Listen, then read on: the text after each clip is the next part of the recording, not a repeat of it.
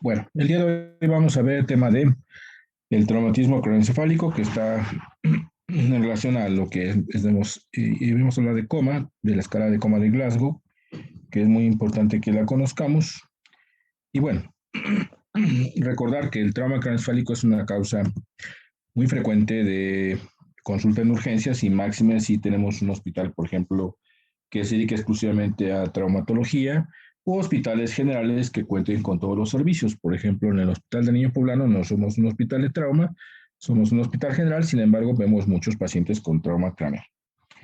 La mayoría de los traumatismos, afortunadamente, son leves, se consideran leves, quiere decir que el paciente llega, perdón, despierto y probablemente con vómito, dolor de cabeza, pero que se va a su casa sin problemas. ¿Cuáles son los mecanismos del traumatismo que provocan este traumatismo? Pues son múltiples. Y bueno, aquí hablamos de caídas, por ejemplo, caídas que puede ser de su propia altura, de cualquier altura. Hay pacientes que a veces se caen de 2 metros, 3 metros, más incluso los que trabajan en edificios o caen más altura. Los niños que a veces se caen por las ventanas o los que acostumbran a jugar sus cometas en las azoteas, pues también sufren caídas de ese tipo. Los accidentes deportivos, que son más comunes, eh, especialmente en los deportes de contacto, son muy frecuentes. Aquí en México, pues actualmente estamos usando más las bicicletas, las motocicletas, ¿verdad? Las bicicletas las usamos mucho, especialmente los niños, pero nunca les ponemos cascos de seguridad ni otro tipo de adiestramiento de seguridad. Los accidentes automovilísticos que desafortunadamente ya se van viendo con mayor gravedad, como ustedes ven en la fotografía, puede ser un típico accidente de carretera. Ahora este tipo de accidentes los vemos en la ciudad, a pesar de que tenemos una legislación que ya nos obliga a usar cinturones de seguridad, a respetar límites de velocidad, pero pues sin embargo todavía sigue habiendo gente que circula a mucha velocidad en carriles no adecuados, a pesar de los topes, a pesar de los baches, siempre tenemos esa situación. Los niños tendrían la parte de atrás, que eso es una cosa muy importante, y el cinturón de seguridad que nos puede salvar la vida en un accidente automovilístico.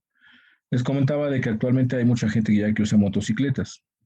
Es muy común y prácticamente todos los días llegan a urgencias en hospitales de trauma personas que trabajan o que acostumbran viajar en motocicleta y muchos de ellos llegan en un estado muy grave y cuando se les pregunta cuál fue el mecanismo, pues tienen un accidente, derrapó, chocó o cayó en un bache y estos pacientes, muchos de ellos, no llevan casco de seguridad. Si a eso le agregamos que también muchos de estos van alcoholizados, pues imagínense, es decir, pues me quiero accidentar y probablemente que yo con secuelas si es que no me muero. Es algo muy triste porque son prevenibles estos tipos de accidentes. Las cuestiones laborales, como les comentaba, hay gente que trabaja en los edificios, se puede caer de alguna altura o le puede golpear algún objeto. Aquí ustedes ven las construcciones, ven a las personas que son los albañiles, las personas de construcción, y cuántos de ellos los ven ustedes con casco de seguridad. Nunca, prácticamente nunca, ¿verdad? No acostumbramos a tener mucha seguridad a veces en nuestro trabajo, inclusive en los hospitales, pues también podemos tener un accidente como una caída o en cualquier lugar. En lo que respecta a la cuestión de los niños, tiene una diferencia con la cuestión de adultos. En los niños, el 50 al 65% mueren inmediatamente del accidente o primeros días de asistencia hospitalaria y en totalidad abarcan el 50% de las muertes infantiles. Es la causa más frecuente de muerte en adultos jóvenes, como les comentaba. El traumatismo craneoencefálico contribuye a más del 50% en las muertes que se relacionan con un accidente, con trauma. Cuando hay un politrauma, la cabeza es la parte más afectada y afecta más personas económicamente activas que el cáncer y IBS juntos. Por lo tanto, como afecta a la persona que trabaja y a la que muchas veces es el sostén de su familia, pues el trauma craneal implica no solamente cuestiones de salud, sino también cuestiones socioeconómicas, muy importantes. De ahí que nosotros tengamos que hacer una buena preparación y tener una buena acción, incluso prehospitalaria, para mejorar el pronóstico de los pacientes. Ustedes probablemente hayan tomado o van a tomar un curso que se llama ATLS, Advanced Trauma Life Support, en el cual nos dice que la primera hora de atención prehospitalaria le llaman la hora dorada, porque muchas cosas que se hacen en ese momento repercuten sobre el pronóstico de los pacientes. Y aquí tenemos lo que llamamos un decálogo de la actuación prehospitalaria. Quiere decir que debemos de tener primero una preparación, o sea, decir, tenemos los aditamentos adecuados, las ambulancias preparadas, el personal pues adecuado, ¿verdad? Preparado, con conocimiento. Tenemos que tener una activación y esto se hace mediante un teléfono. El 911 aquí es en México, en Puebla. Y lo que tenemos que hacer es respetar este número porque sabemos que es exclusivamente o es exclusivo de ayuda, de emergencias y no estar jugando con eso, no hacer llamadas de broma, que es lo que hace mucha gente. Obviamente tenemos que aproximarnos ya bien preparados para saber si vamos a estar en una montaña, en una carretera, en una calle, una laguna, en fin, tenemos que estar bien preparados para eso. Y como antes llegaba, se lo veíamos, llegaba la ambulancia, inmediatamente cargaba al paciente en una camilla, la ambulancia, y lo trasladaba directamente al hospital. Ya no se hace eso, lo primero que tenemos que hacer es acercarnos al paciente en dónde está, y tener una valoración primaria que respecta a si está despierto, cómo está respirando, sus signos vitales y si tiene alguna herida o externa que podamos cohibirlo con presión para detener un poco la hemorragia. Si es necesario, podemos dar resucitación en ese momento en el sitio del accidente y una vez que ya esté estabilizado, entonces ya procedemos a la movilización a la ambulancia. Una vez en la ambulancia, tenemos que revalorar nuevamente otra vez al paciente y si es necesario incluso una intubación. Ya que se estabiliza el paciente, entonces ya lo mandamos al transporte y lo vamos a dónde? A llevar al hospital que tenga las herramientas adecuadas. O sea, si es un paciente con trauma, tenemos que llevarlo a un hospital de trauma, no a otro lugar, no a otra clínica, no a otro lugar, este hospital, sino al hospital donde tengan todo diseñado para atender pacientes con traumatismos. Y esto es lo ideal que debemos de tener en los hospitales. Desgraciadamente no tendría, o sea, las unidades, aunque sean hospitales exclusivos de trauma, desgraciadamente en la práctica no están muy bien funcionando, porque se requiere un personal adecuadamente capacitado, como anestesiólogos en el caso de pediatría, intensivistas, cirujanos pediatras o cirujanos de adultos, especialistas en trauma, enfermeras con entrenamiento en pacientes politraumatizados, auxiliares y técnicos de laboratorio, camilleros, ¿verdad? Radiología, banco de sangre y obviamente los especialistas que actúan directamente sobre el paciente con trauma, como son el neurocirujano, el traumatólogo, el cirujano y radiólogos. Esto es lo que idealmente debería tener un hospital que se considere con especialidad de trauma. Y tendremos una unidad de trauma que en muchos hospitales está en el área de urgencia, donde llegan los pacientes más graves, y esto se le llama unidades de choque o área de choque en algunos hospitales. Eh, en fin, en el hospital de Niño Poblano le llaman área roja, ¿verdad? En fin, eso es no importa el nombre. Entonces, es el área donde esté dispuesta una unidad con todos los aparatos y personal para recibir a los pacientes con traumatismo craneoencefálico severo. Actualmente también en México se está usando la implementación del código trauma porque así como hay código MATER u otro tipo de códigos como el código infarto, también es importante que en los hospitales se active este código con el fin de que la mayoría de las personas y especialistas que deben tener cuidado con el paciente pues estén prestos a esa unidad inmediatamente. Y esto lo que nosotros queremos, bueno, se puede pensar en crear una unidad de trauma con recursos humanos y materiales, pues para que tenga todo lo necesario y la capacitación de las personas que van a estar ahí, no solamente los médicos, sino paramédicos y enfermeras. Tener protocolos bien establecidos de manejo para que nosotros en forma organizada podamos hacer una escoletas, digamos, aplicar bien los planes de manejo, los protocolos y hacer una formación de personal para que los médicos que están en formación y las personas que están en formación, pues obviamente tengan esa capacitación y puedan ayudar en su futuro a atender los pacientes con trauma. Y todo esto, como en todos los hospitales, debe de tener un registro para que posteriormente se haga un análisis y se vea en qué se falla y en qué estamos bien. Esto les comentaba, pues es un análisis de una unidad que en la teoría debe ser o debe estar en todos los hospitales y que ojalá fuera esto. ¿Qué hacemos con el paciente que llega a urgencias, bueno, pues lo primero que tenemos que hacer inmediatamente es examinar con la inspección, vemos cómo está su movilidad. Permítame un momento, por favor.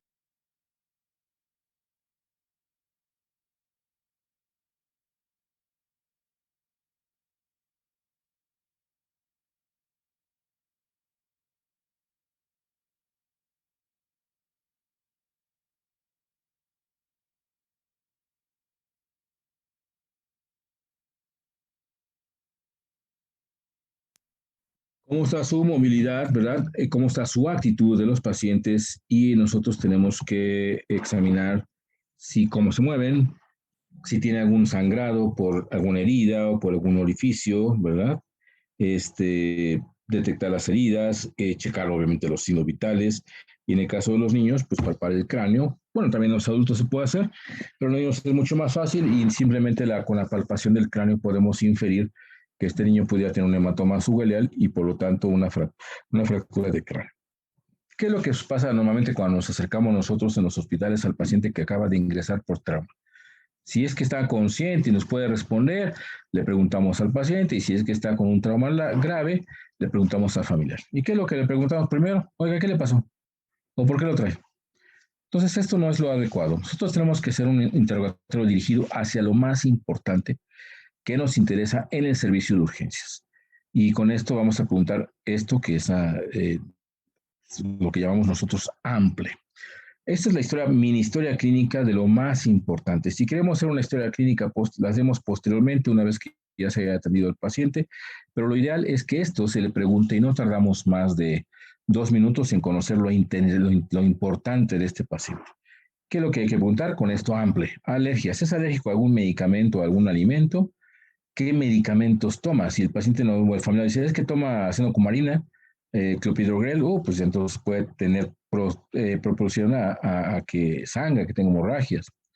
¿Qué enfermedades tiene? Es que es diabético. Híjole, puede ser que su estado de gravedad haya sido secundario a un problema problema de glucosa. Si es hipertenso, ¿qué tal si sangró y por eso se cayó? ¿Qué tal si es hemofílico? Pues puede tener una complicación mayor con el trauma. ¿A qué hora fue la última comida para saber el ayuno en que está? Y por último, el evento. Así, ¿qué es lo que le pasó? Entonces, esto debemos de hacerlo para cualquier paciente que llegue a urgencias, obviamente, y esto nos da lo más importante de la historia clínica. Esto es lo importante y no tardamos más de 2 minutos. Y entonces, posteriormente, después de la exploración general, en la cual checamos los signos vitales, checamos su movilidad, su actitud, ¿verdad? Vamos a ver el nivel de estado de alerta o nivel de conciencia. ¿Y cómo lo vamos a valorar el nivel de conciencia o estado neurológico? Mediante la escala de coma de Glasgow, que ya muchos de ustedes saben y vamos a recordar en este momento. También tenemos que ver el patrón respiratorio, las pupilas, su tamaño, simetría de reacción, los movimientos oculares y las respuestas motoras que tenga el paciente. Aquí les puse hasta el fondo, así que hasta el final, el fondo de ojo, porque no es relevante hacerlo en el área de urgencias cuando llega el paciente, no es relevante. No vamos a tener edema de papila, no tenemos muchos la experiencia de ver el fondo de ojo en un paciente que nos interesa ver otra cosa más importante que el fondo de ojo. Sin embargo, lo puse para comentarles que no es adecuado y que no es necesario en el momento que llega el paciente a urgencias. Después, si está, ya que está listo, lo podemos valorar, pero lo importante es que ustedes recuerden que no podemos perder tiempo en ver el fondo de ojo. La exploración general de la cabeza nos va a decir si hay signos sugerentes de fractura de base de cráneo, como son la otorragia y rinorragia. La otorragia y rinorragia es salida de sangre por el oído o por la nariz. La otorraquia y rinorraquia es la salida de líquido esfalorraquídeo. Esto es lo importante, la diferencia. Otorraquia, líquido esfalorraquídeo, otorragia es perdón, sangre. Otorrea es, como ustedes saben, es pus. Si vemos el conducto auditivo externo, vemos la membrana, si está con una bombada o con rasgos de sangre, puede tener una fractura de piso medio. El hematoma retroauricular, el famoso signo de Bartlett, no se presenta en forma inmediata del trauma. Aparece después de las 24-48 horas esta mancha violácea atrás del oído del pabellón auricular, que es el hematoma retroauricular o signo de Bartlett, porque esto le indica que hay una fractura del piso medio, ya que las celdillas del mastoides están llenas de sangre Por eso es que este signo no se presenta en forma inmediata. Lo que sí es prácticamente inmediato es la equimosis periorbitaria, lo que se conoce como ojos de mapache, y que nos indica una fractura del piso anterior. Puede haber lesión de pares craneales, especialmente el sexto, bueno, el primero, el sexto, el séptimo y el octavo, que pueden ser secundarios a una fractura tanto de la base del cráneo como o sea, tanto de la fosa anterior y de la fosa media. El cuello. Debemos tener una inmovilidad cervical. Por lo tanto, les recuerdo, y es importante que ustedes siempre tengan presente esto, todo paciente con traumatismo craneoencefálico tiene lesión cervical hasta no demostrar lo contrario. Es como un mandamiento de la ley del trauma craneoencefálico. Todo paciente con trauma craneoencefálico tiene lesión cervical hasta no demostrar lo contrario. ¿Por qué es importante esto? Porque es muy, digamos, importante que nosotros siempre tengamos en cuenta que puede haber lesión cervical. Por lo tanto, la exploración en el paciente traumatizado en urgencias, la exploración de rigidez de nuca está completamente contraindicada. Si el paciente tiene una lesión cervical, al hacer esta movilización del cuello, podemos provocar un accidente mayor, una lesión mayor y dejar cuadripléjico al paciente. Por eso es que les comento, recuerden ustedes que todo paciente con traumatismo craneoencefálico tiene lesión cervical hasta no demostrar lo contrario. También debemos de ver el tórax y patrón respiratorio, obviamente el abdomen, palpar si es que no tenemos datos de una lesión abdominal, los genitales y las extremidades en busca de fracturas. Los signos vitales son muy importantes. Recuerden, un paciente con un trauma exclusivamente de la cabeza es difícil que llegue hipotenso. Si llega el paciente con la presión baja, debemos de buscar una lesión generalmente hemorrágica en otro lado, ya sea en el abdomen principalmente, o una fractura. Una fractura del fémur te puede secuestrar más de 1,5 litros de sangre. Entonces, por eso es muy importante recordar que un paciente que llega hipotenso por un trauma craneal hay que buscar otra causa de la baja presión. Y la valoración clínica desde el punto de vista neurológico lo vamos a hacer por estas tres cosas. Las pupilas, la conciencia y la movilidad. PCM, como Partido Comunista Mexicano. Pupilas, conciencia y movilidad. Eso no se debe de acordar. Es la exploración clínica neurológica rápida. Nos interesa saber si está despierto, cómo se mueve y cómo están los ojos. Es lo que nos va a interesar. Y para eso vamos a usar, para ver el estado de conciencia o estado de alerta, la escala de coma de Glasgow, que estos dos doctores que están aquí en la foto, el doctor Brian Jennett y Graham Tisdale, que trabajaban en la Universidad de Glasgow, Escocia, idearon esta escala. En la década de los años 70, hace un siglo, el siglo pasado, hubo tres cosas que modificaron por completo la atención del paciente con trauma craneoencefálico. La primera fue la creación como especialidad y de hospitalaria de las unidades de terapia intensiva. Con eso, obviamente, el paciente tuvo mayor atención exclusiva con un personal de enfermería y médico y, obviamente, una atención que va a mejorar su pronóstico. La segunda cosa que revolucionó el manejo del trauma y la medicina en general fue la creación de la tomografía en 1974 por Geoffrey Hounsfield. Este fue el señor que inventó la tomografía en los años 70. Y la tercera cosa que modificó también el tratamiento y obviamente el diagnóstico, tratamiento y el pronóstico de estos pacientes fue la invención por estos dos doctores de la escala de coma de Glasgow. Imagínense, tiene más de 50 años, aún se sigue usando, aunque en un inicio se usó exclusivamente para trauma, actualmente se usa para cualquier cuestión neurológica, porque la utilidad es que primero, no tiene no tiene términos médicos. Quiere decir que cualquier persona, aunque no sea médica, puede calificarla. Sí es importante saber que puede haber modificaciones en la calificación desde un médico a otro o por cuestiones a veces del propio paciente. Por eso vamos a tener nosotros que practicarla. Es muy sencilla y debemos de tenerla siempre a la mano.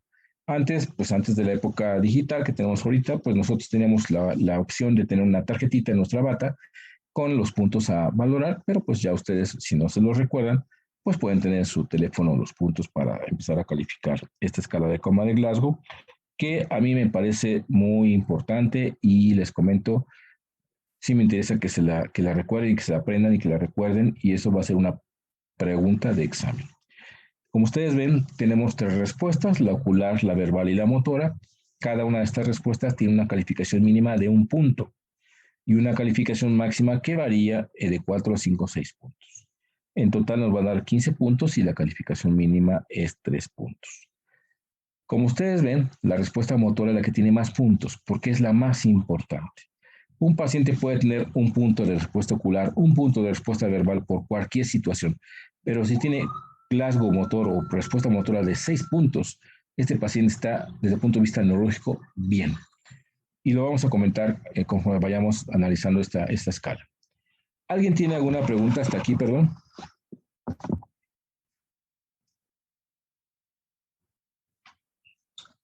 No, doctor. Si no tenemos ninguna pregunta, vamos a dejarlo aquí porque me interesa que mañana ustedes, porque yo así he notado que los veo muy apáticos, mañana algunos de ustedes o los que quieran me van a decir la escala de coma de Glasgow y vamos a hacer algunas preguntas y a modificarlo. ¿Vale? Entonces, si no tenemos alguna pregunta, nos vemos el día de mañana, por favor.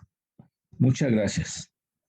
Sí, doctor. Sí, doctor. Hasta luego. Gracias, doctor. Hasta luego. Hasta luego.